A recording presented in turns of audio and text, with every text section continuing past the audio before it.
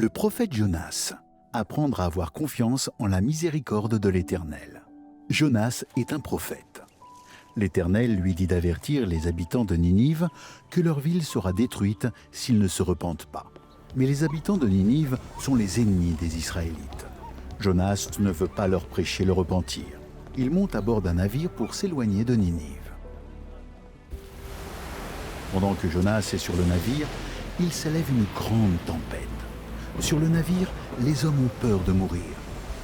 Ils demandent à Jonas de prier l'Éternel de les sauver. Il sait que l'Éternel a envoyé la tempête parce qu'il s'est enfui pour ne pas faire ce que le Seigneur lui a demandé.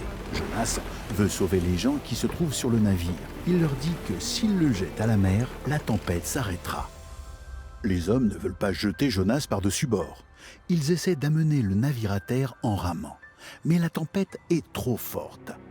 Ils finissent par jeter Jonas à la mer. La tempête s'arrête. Mais un grand poisson avale Jonas. Jonas est dans le ventre du poisson pendant 3 jours et 3 nuits.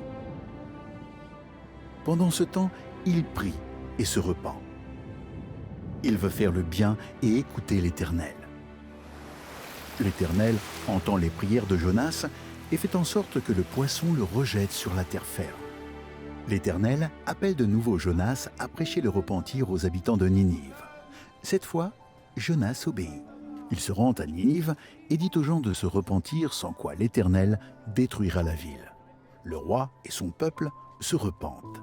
L'Éternel leur pardonne et ne détruit pas Ninive. Mais Jonas est déçu que les gens ne soient pas détruits. Il ne pense pas qu'il mérite qu'on leur pardonne. Pour enseigner une leçon à Jonas, l'Éternel fait pousser une plante pour protéger Jonas du soleil. Puis, la plante meurt et Jonas est triste. L'Éternel enseigne à Jonas une leçon à propos de ses enfants.